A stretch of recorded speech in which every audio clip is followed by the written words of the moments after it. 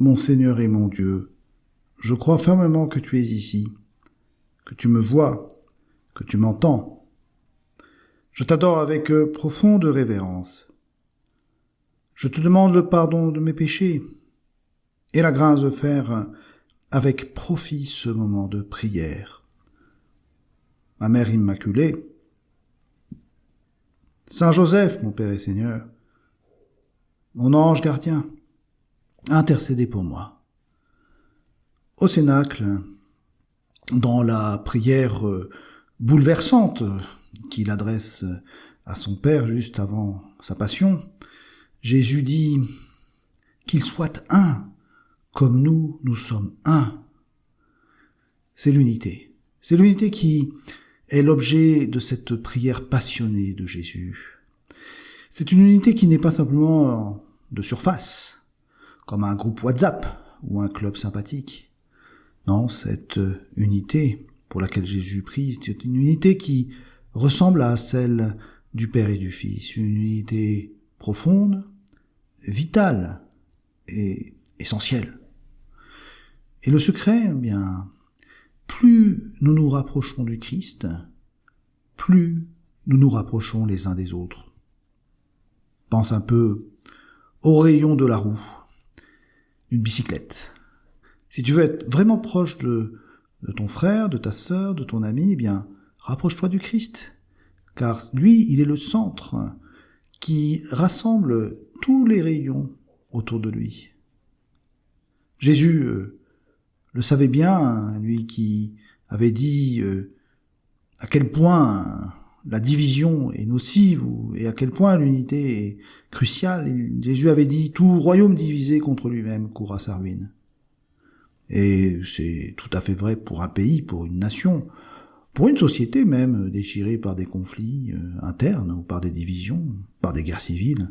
Tout cela finit par s'effondrer. L'histoire nous le montre sans cesse. C'est vrai aussi pour une équipe sportive. Hein. Et tu l'as peut-être déjà vécu ou observé, une équipe où chacun joue pour soi, où les joueurs ne se font pas confiance, où les égos prennent le dessus, bien, c'est une équipe qui perd. Même avec les meilleurs talents individuels. Et puis, à l'inverse, on va dire une équipe soudée, où chacun joue pour les autres. On se fait confiance. Mais c'est une équipe qui peut accomplir des exploits. Parce que comme on dit, l'unité c'est la force. Mais, attention, pas n'importe quelle unité. Pas l'unité qui uniformise, pas l'unité qui écrase les différences, ou qui demande à chacun de devenir un clone de son voisin, non. L'unité que Jésus propose, c'est celle qui respecte chaque rayon de cette roue, dans son unicité, et qui, en même temps, les oriente tous vers le même centre. Mais, permets-moi, avant de parler d'unité avec les autres, de prier d'abord sur l'unité en chacun d'entre nous, parce que, dans le fond, c'est là que tout commence. Combien de fois te sens-tu, par exemple, divisé intérieurement ? Une partie de toi veut faire le bien, et peut-être qu'une autre est tentée par ce que tu sais ne pas être bon pour toi. Une partie de toi veut prier, et une autre partie préfère rester collée à l'écran. Peut-être qu'une partie de toi veut pardonner, mais une autre rumine la rancune. Saint Paul décrivait exactement ce combat. Je ne fais pas le bien que je voudrais, mais je commets le mal que je ne voudrais pas. Cette division intérieure, eh bien c'est le signe que notre cœur doit faire un effort pour s'unifier et qui doit se centrer davantage sur le Christ. Car la cohérence intérieure, c'est quand tes paroles, tes actions, tes pensées pointent dans la même direction. Tu ne peux pas dire une chose et en faire une autre. Oui, que ton oui soit vraiment un oui et ton non vraiment un non, disait Jésus aussi. Et c'est ce qu'il appelle être sanctifié dans la vérité. Car l'unité intérieure, eh bien, elle se construit. Elle demande un travail quotidien, une vigilance constante. Elle demande de choisir le centre, encore et encore, de revenir au Christ, qui est le centre, de laisser sa parole nous unifier et nous rassembler autour de lui. Alors Jésus prie pour que nous soyons un, comme nous sommes un, Père, en moi et moi en toi, dit Jésus. Et pense un peu à ce que cela signifie, car le Père et le Fils ne sont pas simplement d'accord ou en bonne entente, ils sont un dans leur être même.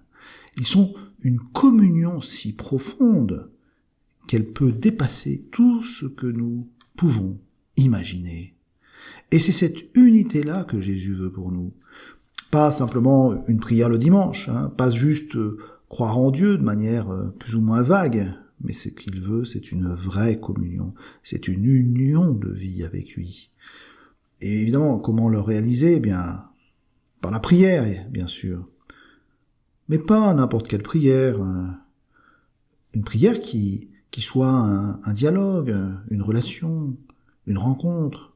Une prière où toi et moi, nous exposons notre cœur à Dieu, où nous nous préparons à l'écouter, nous parler à travers l'Écriture. Une prière qui nous transforme peu à peu et qui fait de nous un avec lui. Les sacrements aussi, on leur est fait. L'Eucharistie surtout, parce que le Christ se donne à toi et à moi de la manière la plus intime qui soit. Qui mange ma chair et boit mon sang demeure en moi et moi je demeure en lui. C'est une union qui dépasse tout entendement. Puis bon, bien sûr, la vie quotidienne, c'est-à-dire faire la volonté de Dieu, choisir ce que lui choisit, aimer ce que lui, mon Dieu, aime, refuser ce que lui refuse, devenir un avec Jésus dans les choix concrets de chaque jour. Bon, et puis l'unité ne s'arrête pas là. Jésus prie aussi pour que nous soyons un entre nous. Pourquoi ? Parce que c'est le signe visible, le témoignage concret que Dieu est à l'œuvre dans le monde. Dans le chapitre suivant, chapitre 17, Jésus le dit explicitement, pour qu'il soit un pour que le monde croie. L'unité des chrétiens, ce n'est pas un luxe ou un petit plus sympathique, c'est un témoignage de la présence de Dieu, c'est une aide pour que le monde croie. Alors souviens-toi, mon ami, nous chrétiens, nous avons un trésor, nous avons le Christ, qui est le centre qui peut rassembler tous les rayons. Des jeunes, de toutes origines, de tout milieu, de toute sensibilité, peuvent se retrouver autour de toi, Seigneur Jésus, et ils peuvent s'aimer les uns les autres véritablement parce que, eh bien, ils ont le même centre, et le même centre, c'est toi, Seigneur Jésus. Oui, dans ce monde qui est divisé par beaucoup de questions politiques, sociales, raciales, économiques, eh bien, chacun peut vivre dans sa bulle, dans son groupe, dans sa tribu, en quelque sorte. Et pourtant, le monde a besoin d'unité. Il cherche de manière un peu désespérée ce qui pourrait rassembler. Et nous, chrétiens, eh bien, soyons honnêtes. Le monde nous regarde quand il regarde l'Église. Le monde voit les personnes qui réussissent cette unité intérieure et qui réussissent à ne pas vivre dans cette espèce de petite bulle personnelle, individualiste, loin de la difficulté. Non, nous sommes réalistes et pleins d'espérance. Réalistes parce que Jésus sait comment est ce monde, et nous savons aussi comment est ce monde. Et pleins d'espérance parce que nous savons que nous sommes protégés par Dieu, que nous ne sommes pas seuls, que cette unité avec Dieu et entre nous peut devenir bien plus forte que toutes les divisions du monde. Oui, nous pouvons prier la Vierge Marie aussi, qui nous aidera certainement à faire grandir notre unité intérieure, à faire grandir notre unité avec Dieu, à faire en sorte que nous soyons des instruments d'unité de telle sorte que ces rayons de la roue se rapprochent à chaque fois plus du centre qui est le Christ. Je te remercie, mon Dieu, des bonnes résolutions, des actes d'amour et des inspirations que tu m'as communiquées dans cette méditation. Je te demande de m'aider à les mettre en pratique. Ma Mère Immaculée, Saint Joseph, mon Père et Seigneur, mon ange gardien, intercédez pour moi.